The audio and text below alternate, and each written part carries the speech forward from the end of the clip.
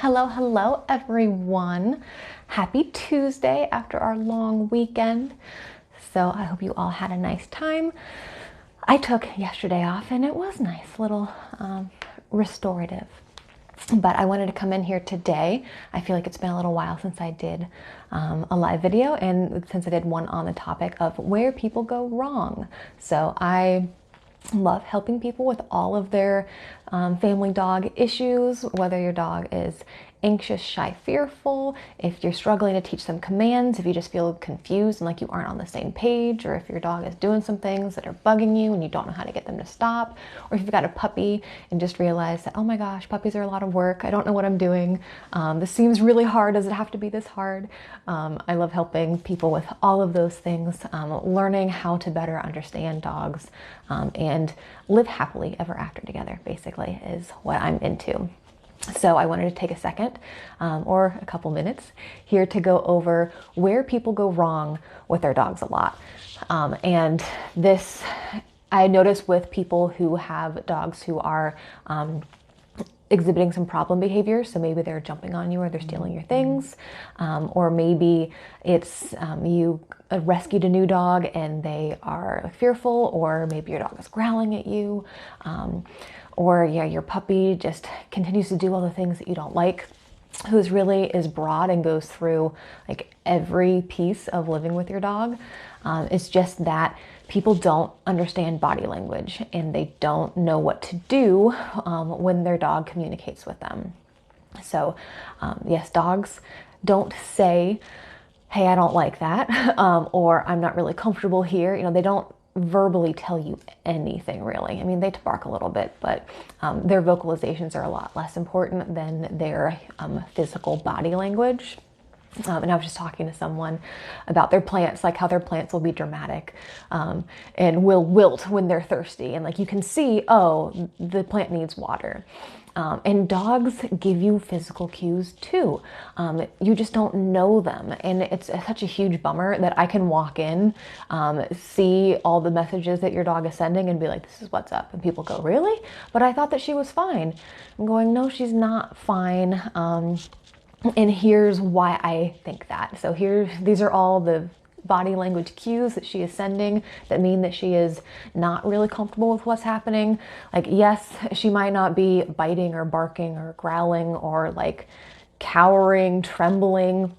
The really serious signs of aggression and fear normally don't happen because dogs don't want to go there. They don't want to be pushed that far, and oftentimes they just aren't pushed that far.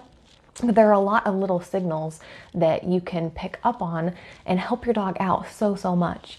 So I wanted to point out that body language is really important, and you should learn to identify body language and then get a little bit of knowledge on interpreting it as well. So really watch your dog. I would love for you to practice looking at your dog and seeing what they're doing. This is for puppies, any age dog, your friends' dogs, dogs you see on TV shows, at dog parks, whatever. I would love for you to practice your body language reading skills. So let me know if this makes sense to you in the comments. Do you think you know what your dog is thinking, or do you have no clue? Let me know what signals you see from your dog.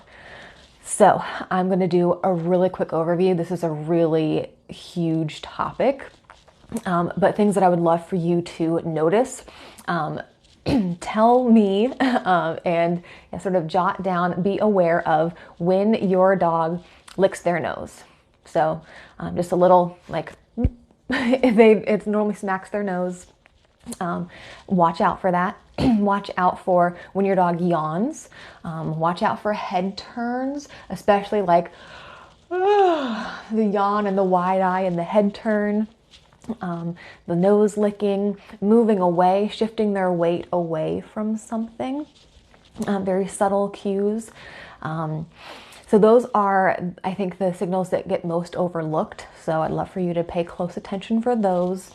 If you don't know about the ladder of aggression, maybe do a little Google search of that. It essentially goes through the beginning signs of discomfort, concern, anxiety, which are down here.